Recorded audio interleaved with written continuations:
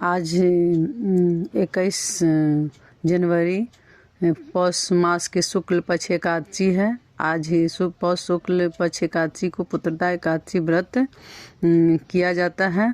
हम आप लोग को कथा सुनाने जा रहे हैं।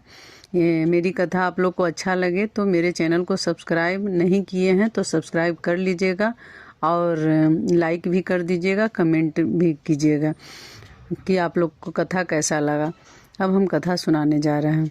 महाराज युधिष्ठिर ने कृष्ण भगवान से पूछा, हे भगवान, आपने सफला एकादशी का महात्म्य बताकर बड़ी कृपा की। अब कृपा करके यह बतलाइए कि पौष शुक्ल एकादशी का क्या नाम है, उसकी विधि क्या है और इसमें कौन से देवता का पूजन किया जाता है। भक्त वत्सल भगवान श्री कृष्ण बोले, हे राजन, इस एकादशी का नाम पुत्रदा एकादशी है। इसमें भी नारायण भगवान की पूजा की जाती है।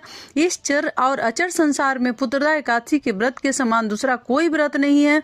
इसके पुण्य से मनुष्य तपस्वी, विद्वान और लक्ष्मीवान होता है। इसकी मैं एक कथा कहता हूँ, सो तुम ध्यान पूर्वक सुनो। भद्रावती नामक नगरी में सुकेतुमान नामक एक राजा राज करता था। उसके कोई पुत्र नहीं था। उसकी स्त्री का नाम सेव्या था। वह निपुत्री होने के कारण सदैव चिंतित रहा करती थी। राजा के पितर भी रो रो कर पिंड लिया करते थे और सोचा करते थे कि इसके बाद हमको कौन पिंड देगा।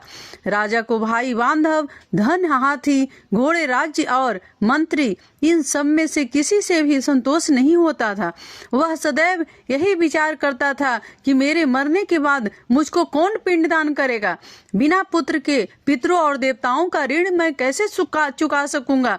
जिस घर में पुत्र न हो उस घर में सदैव अंधेरा ही रहता है। इसलिए पुत्र उत्पत्ति के लिए प्रयत्न करना चाहिए।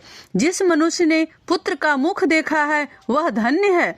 उसको इस लोक में यश और परलोक में शांति मिलती है, अर्थात उनके दोनों लोग सुधर जाते हैं। पूर्व जन्म के कर्म से ही इस जन्म में पुत्र, धन आदि प्राप्त होते हैं। राजा इसी प्रकार दिन रात चिंता में लगा रहता था।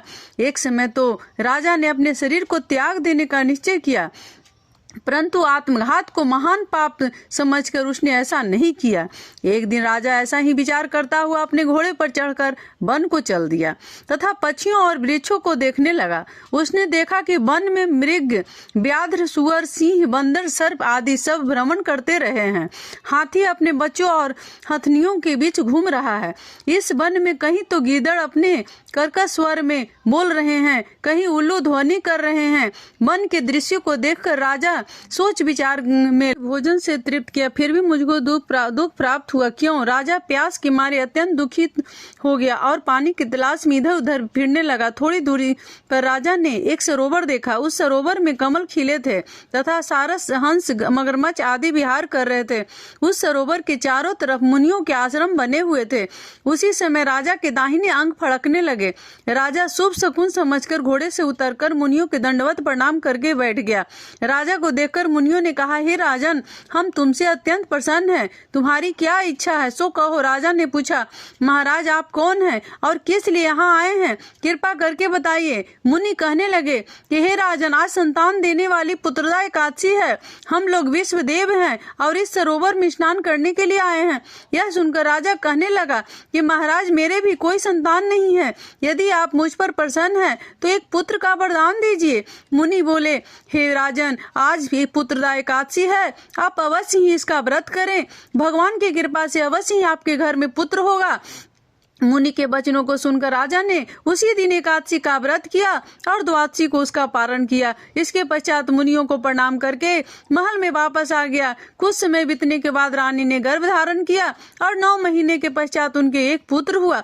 वह राजकुमार अत्यंत सूरवीर, यशस्वी और प्रजापालक हुआ। श्री कृष्ण बोले, हे राजन, पुत्र प्राप्ति के लिए पुत्रदा एकादशी का व्रत करना चाहिए। जो मनुष्य इस महात्म्य को पढ़ता या सुनता है उसे अंत में स्वर्ग की प्राप्ति होती है। सब बोलिए विष्णु भगवान की जय।